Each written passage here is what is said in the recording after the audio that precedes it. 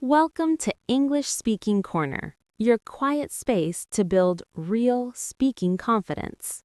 So, the new strategy is going to require a complete pivot by Tuesday at the latest. Please make sure the deliverables are in the shared drive. Did you catch what they just said? Neither did I. You are on a video call. A native speaker talks way too fast, and suddenly they stop. It is your turn to speak. You completely lost the point, but instead of asking them to repeat it, you just nod and smile. You say, "Yes, exactly," hoping it was not a question. I used to do this nod and smile trick every single day. I was so embarrassed by my English that I once agreed to a massive project deadline I did not understand, and it was a complete disaster. Today, we are permanently deleting the phrase, "Sorry, my English is bad," from your vocabulary. We will practice 3 confident phrases that make people slow down naturally. Put on your headphones and let's speak. I really want to talk about that opening scenario because it is something every single language learner experiences. That terrifying moment of the freeze. The other person is talking so fast the words just blend into one long noise. Your brain completely stops working. You start panicking and you lose your train of thought completely. Exactly. The freeze. Your heart beats faster. You are looking at the computer screen and you realize you have missed the most important piece of information, but instead of stopping the person, you let them keep going. You suffer in silence because you do not want to interrupt. Right, because in that moment, our inner critic gets very loud. We think, if I ask them to repeat it, they will know my English is not perfect. They will think I am not smart. They will be annoyed with me. So we use what we call the nod and smile. The nod and smile. That is when you just move your head up and down, smile politely, and pretend you understand everything. It's a survival mechanism. We do it to protect ourselves from feeling foolish. But the truth is, it usually causes much bigger problems later. Oh, absolutely. Like my story from the introduction. I nodded and smiled through a whole meeting because the client had a very strong, very fast accent. I was just saying, yes, absolutely, I agree. And then I got an email saying my team owed them a massive report the very next morning. I had to stay up all night working because I was too proud, or really too scared, to just ask for clarification. Wow, that is such a painful lesson, but it's so common. And when we finally do admit that we did not understand, what do we usually say? We say, "I am so sorry, my English is bad. Can you repeat?" Yes, we apologize for existing. We apologize for learning. We treat our second language like it is a terrible mistake. And when you say, sorry, my English is bad, you instantly make yourself smaller in the conversation. You give away all your power. I love that you mentioned giving away your power. It changes the dynamic. It tells the other person that you are a burden, which is simply not true. So let's look at a mindset shift. Have you ever noticed what native speakers do when they do not understand someone? That's a great point to bring up.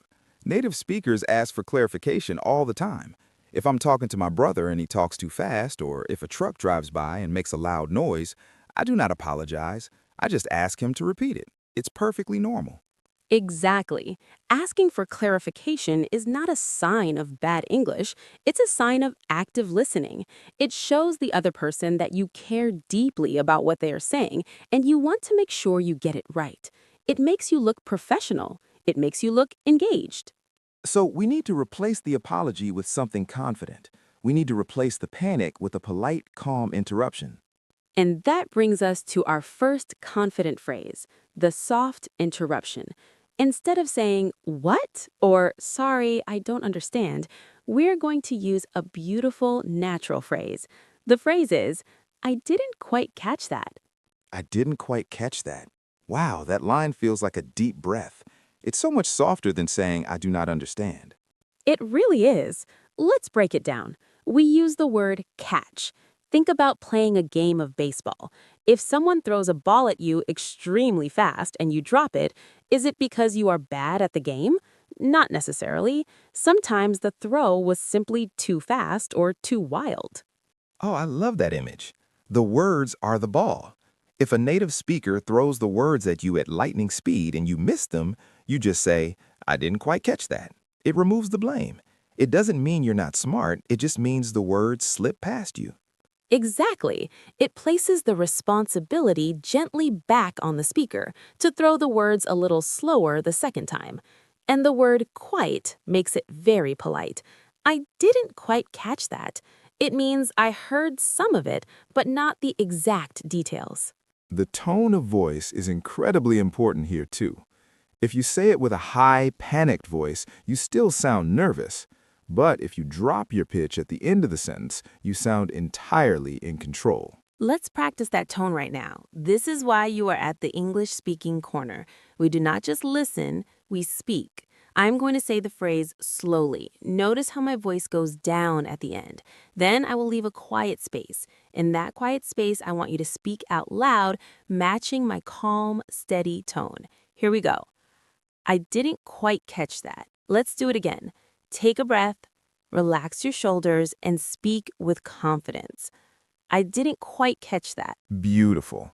If you spoke out loud just now, you are already building new muscle memory. You are training your brain that it is safe to interrupt. Let's add the second half of that phrase to make it a complete tool. After you say, I didn't quite catch that, you need to ask them to repeat. A very natural way to do this is to say, could you run that by me one more time? Could you run that by me one more time? Let's look at that phrase, run that by me. What does that actually mean? It sounds like we are talking about jogging in the park. It is a great idiom. To run something by someone simply means to tell them about it, to explain it, or to share the information with them. In a business meeting, you might hear someone say, I need to run this idea by my boss before I make a decision. It just means I need to explain it to my boss and get their thoughts. So, when you say, could you run that by me one more time, you are politely asking them to explain the information again. It sounds incredibly professional. It sounds like you are a native speaker managing a busy meeting. Let's practice the full formula. I will say the whole sentence, listen to the smooth rhythm, and then repeat it in the quiet space. I didn't quite catch that. Could you run that by me one more time? Let's try it one more time. Keep your voice low and steady. I didn't quite catch that. Could you run that by me one more time? That is excellent. When you start using these phrases, you stop shrinking. You stop making yourself small. You take up space in the conversation, which is exactly where you belong. If this quiet, guided practice is helping you feel a little braver today, please take a second to subscribe to our channel. It tells us that you want more of these calm speaking spaces, and it helps our community grow. Now, let's look at a different situation. Sometimes you do not miss the whole sentence. Sometimes you understand 90% of what the person said, but you missed one crucial detail. Maybe it was a number, a date, or a specific name. Oh, this happens to me all the time, especially with numbers. Someone will give me a phone number or a price, and my brain just glitches. I get everything else, but the number is gone. In this situation, asking them to repeat the entire conversation is not very efficient. Instead, we're going to use something called the echo technique. The echo technique. I love the sound of that. How does it work? Think about an echo in a large, empty room. It bounces back a piece of the sound. With this technique, you are going to repeat back the part of the sentence that you did understand, and then ask for the specific piece you missed. That is brilliant, because it proves to the other person that you were listening carefully. You are validating them by repeating their words while smoothly asking for help. Exactly. Let me give you an example. Imagine your colleague says a very long sentence about a meeting on Friday at a specific coffee shop, but they say the name of the coffee shop too fast. You could say, I got the part about Friday, but could you run the name of the cafe by me again? That is so clear. You validate the day, Friday, and you isolate the missing information, the cafe. Let's try another example. Imagine a client is giving you feedback on a project. They say a lot of good things, but they mention one problem with the budget that you do not quite catch. You would use the echo technique. You say, I understood the changes for the design, but could you run the budget issue by me again? Let's practice this structure. It uses two parts. First, I got the part about blank, but could you run the rests by me again? I'm going to say the phrase. In the quiet space, I want you to shadow my voice. Feel the rhythm of the sentence. I got the part about the deadline, but could you run the dates by me again? One more time.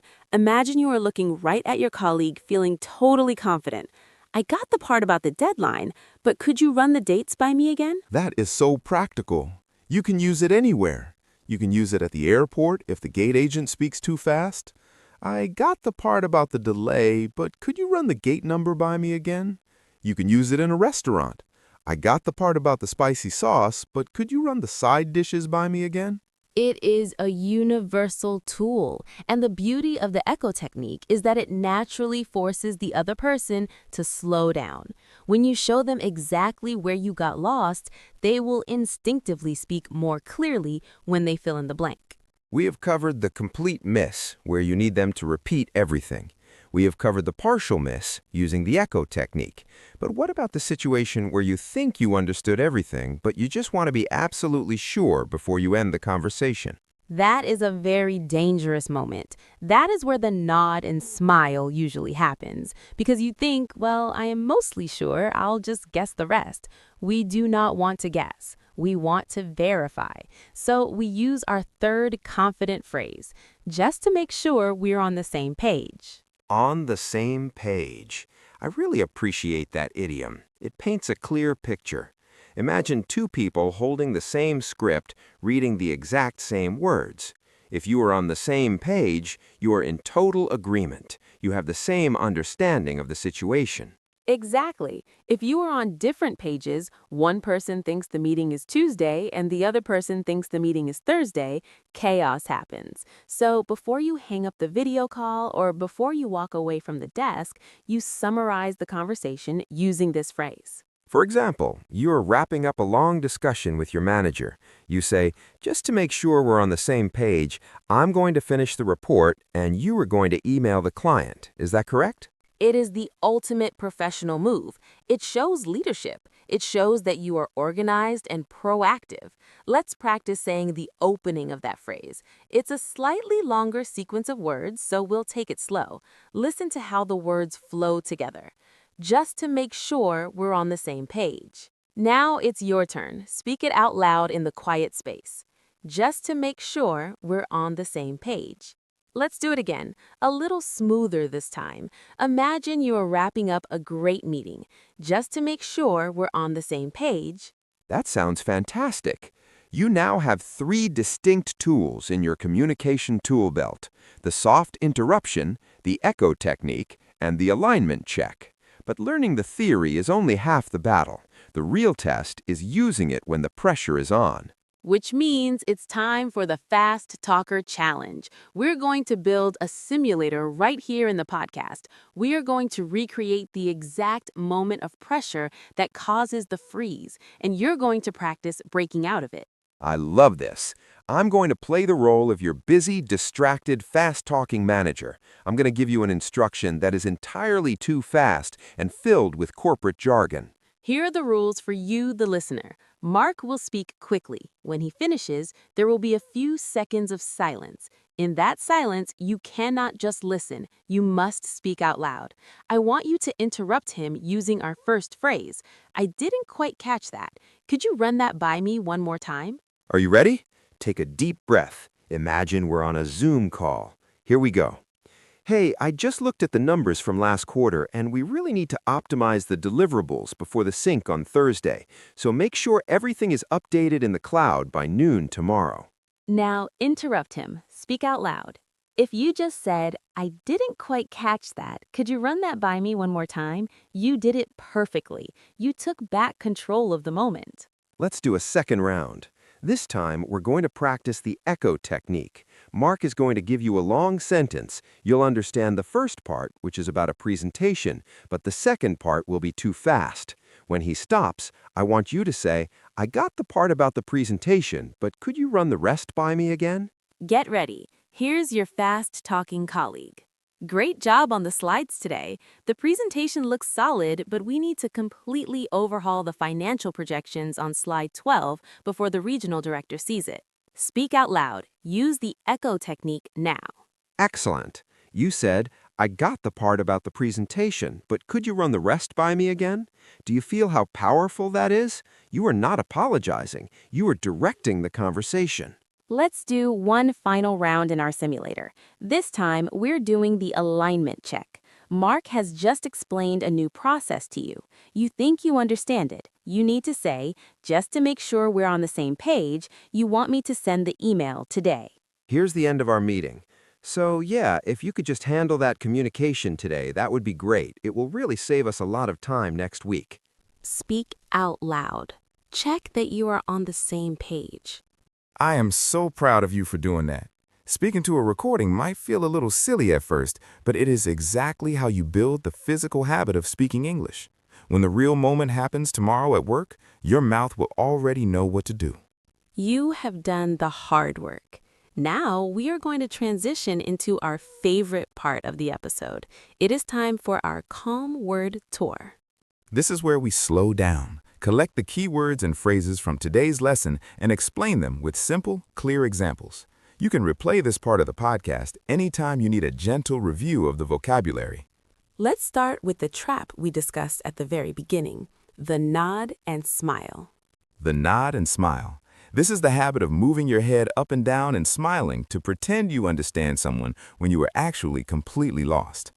For example, the lecture was so confusing, I spent the whole hour just doing the nod and smile.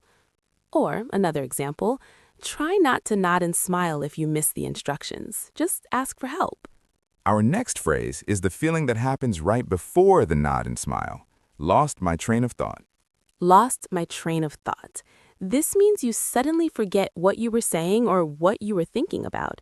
Imagine your thoughts are cars on a train, moving forward, and suddenly the train just disappears from the tracks.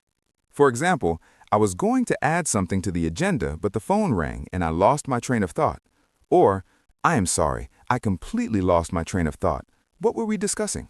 Next, we have our core phrase for interrupting softly. Catch that. Catch that.